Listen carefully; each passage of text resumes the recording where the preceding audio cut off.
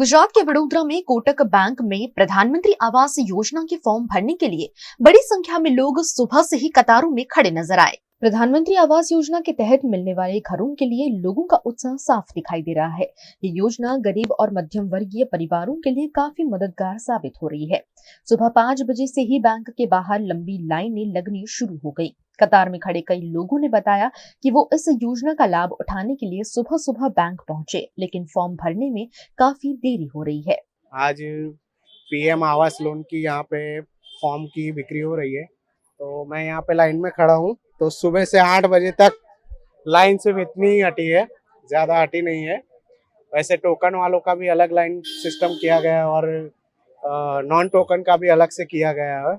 और समझिए ना कि सब भूखे प्यासे यहीं पे खड़े हैं सवेरे से। लेकिन कभी कभी क्या होता है, साइड की इशू की वजह से आपका पेमेंट कट जाता है और फिर आपका जो फॉर्म का नंबर होता है वो जनरेट नहीं हो पाता। इसलिए मेरे हिसाब से ये व्यवस्था अच्छी है, लेकिन इन लोगों को क्या करना चाहिए सर कि ब्रांचेस जो दी है, बैंक मतलब 2 दी है, इंडिविजुअल और कोटक में, तो मैं बोलता हूँ कि 2-3 बैंक एक्स्ट्रा रखनी चाहिए कि भाई बड़ौदा बैंक है या SBI है या फिर BOI है।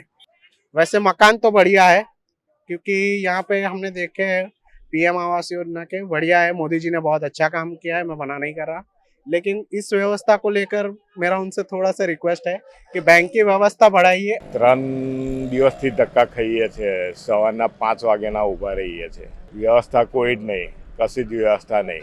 हम लोग नरेंद्र मोदी का वो फॉर्म लेने आए हैं। हम सुबह से खड़े हैं पर वो अभी तक नंबर नहीं लगा है और 3-4 दिन से हम चक्कर लगा रहे हैं। यहाँ की सिस्टम है कि टोकन वाले जो होते हैं वो पीछे रह जाते हैं और आगे आके जो घुस जाते हैं अंदर। હવે સાહેબ આ વસ્તુ એ છે કે આવાસ યોજનાના જે વચ્ચે જે ખાલી મકાન પડી રહ્યા છે એના ફોર્મનું વિતરણ થઈ રહ્યું છે। અત્યારે એવું જ કહેવું છે કે જે આ ફોર્મનું વિતરણ કરી રહ્યા છે, હવે અત્યારે 100 કે 103 મકાન છે કંઈક કારણ। હવે અત્યારે એવું કહેવું છે કે આટલી બધી પબ્લિકને હેરાનગતિ કરે છે લોકો। 5-5 વાગ્યાના નોકરીથી છોડી, ધંધો છોડી અને 5-5 વાગ્યાના ઊભા છે। હવે મારે કહેવું એવું છે સાહેબ, જેને જરૂર છે, અને સરકાર બી એવું કહેવું છે મારે કે જેને જરૂર છે એને આવાસ યોજનાનો લાભ મળતો નથી। અને આ જ પબ્લિક જે ઊભી રહી છે એ ખોટો ટાઈમ પાસ કરવા લોકો ઊભા છે। જેને જરૂર જ નથી એવા લોકો બી આવીને ઊભા છે। પણ જે મારે કહેવું એવું છે સરકારશ્રીને કે જેને જરૂર છે એને આવાસ યોજનાનો લાભ મળવો જોઈએ। જે લોકો ભાડુથી મકાનમાં રહી રહ્યા છે એવા લોકોને લાભ મળવો જોઈએ। અને મેં તો કોઈ એવા ભાડુઆત બી ભાડા કરાર મૂક્યો હોય તો બી એની તપાસ થવી જોઈએ। અને જ્યાં જ્યાં આવાસ યોજના જ્યાં મળી છે, અત્યારે જ્યાં જ્યાં ડ્રો થયો છે ત્યાં બી 50% મકાન એમ જ પડી રહ્યા છે, 30% લોકો ભાડે આપે છે, બરાબર। તો મારે એવું કેવું છે કે જે લોકો આવાસ યોજનાનો જો લાભ મળેલો છે અને છતાં બી 50% આવાસ યોજનાનું બંધ છે, તો મારે કેવું એવું છે સાહેબ કે જે આવાસ યોજના જે લોકોને મળી છે અને જો ત્યાં રહેતા નથી કે ભાડે આપી છે તો એ લોકોને સીલ કરી દેવી જોઈએ। જે પૈસા બી ભર્યા હોય ને એ બી રિટર્ન ના થવા જોઈએ। તો બીજી વાર જે માણસ ફોર્મ ભરી રહ્યા છે એ લોકો જેને જરૂર છે એવા લોકોને ફોર્મ ભરવું જોઈએ, પણ જેને જરૂર જ નથી તો એવા લોકોને તો મારે તો એવું કે ડિપોઝિટ ભરીને એ બી રિટર્ન ના આપવી જોઈએ। કારણ કે લોકો જેને જરૂર છે એને લોકો ભરવું જોઈએ। અત્યારે જુઓ તમે 600 થી 700 જણની એક બેંક પર લાઈન છે, લોકો 5-5 વાગ્યાના ઊભા રહ્યા છે। તો મારે કહેવું એવું છે સાહેબ કે આટલી બધી પબ્લિક, આટલી બધી બેકારી નથી, પણ પબ્લિક ના, જેને નથી જરૂર, જેને જરૂર જ નથી, જેને 4-4 મકાન છે, અરે આવાસ યોજનામાં 4-4 મકાન છે સાહેબ, એવા લોકોને લાભ મળેલ છે, એ વસ્તુ ખોટું થઈ રહ્યું છે। અને સરકાર, મારે એવું કહેવું છે, કોર્પોરેશન આ શું કરી રહી છે, શું ચેકિંગ કરી રહી છે? હવે આજે 18,000 ફોર્મ ભરાશે, બરાબર, એમાં 18,000 ફોર્મનું ચેકિંગ થવાનું છે। કોણ ચેકિંગ કરશે? કોણ ચેકિંગ કરશે? કોઈ ચેકિંગ નહીં કરતું, એ કચરા પેટીમાં જવાનું છે। આ ખોટી પબ્લિક હેરાન થઈ રહી છે। અત્યારે કોર્પોરેશન, મારે એવું જ કહેવું છે કે સાહેબ 100 મકાન છે તો આટલું બધું 18,000 ફોર્મ, 20,000 ફોર્મ, તમે, મને તો નથી ખબર કે કેટલા ફોર્મ ભરવાના, પણ વસ્તુ એ જ કરી રહ્યો છું કે આટલી બધી આવાસ યોજનાના લાભ એ કરી રહ્યા છે, તમે 100 મકાનની અંદર આટલા બધા ફોર્મ ભરી રહ્યા છે, આ વસ્તુ ખોટી થઈ રહી છે। આજે આટલા ફોર્મ વેચાય છે તો આવી 4-5 બ્રાન્ચમાં ફોર્મ વેચાઈ રહ્યા છે, બરાબર। તો આજે તમે વિચાર કરો, અત્યારે 15,000 રૂપિયા આ ફોર્મની સાથે 100 રૂપિયા લઈ રહ્યા છે, બરાબર, એ બી ખોટું થઈ રહ્યું છે સાહેબ। 100 રૂપિયા આજે બેંકના ફોર્મના આજે 5 વાગ્યાના લોકો ઊભા છે, 100 રૂપિયા હાલવાના અને પાછા ફોર્મ લાઈનમાં ઊભું રહેવાનું, એ બી ખોટું થઈ રહ્યું છે। અને ઓલરેડી બીજું બી એવું છે કે ડીડી બનાવો, તમે 15,000નો ડીડી બનાવો, તો હવે ડીડી તું જો અત્યારે ફોર્મ અને આગળ જે ફોર્મ ભર્યા છે એ બી 8 મહિના થયા, એનો બી નિકાલ નહીં થયો।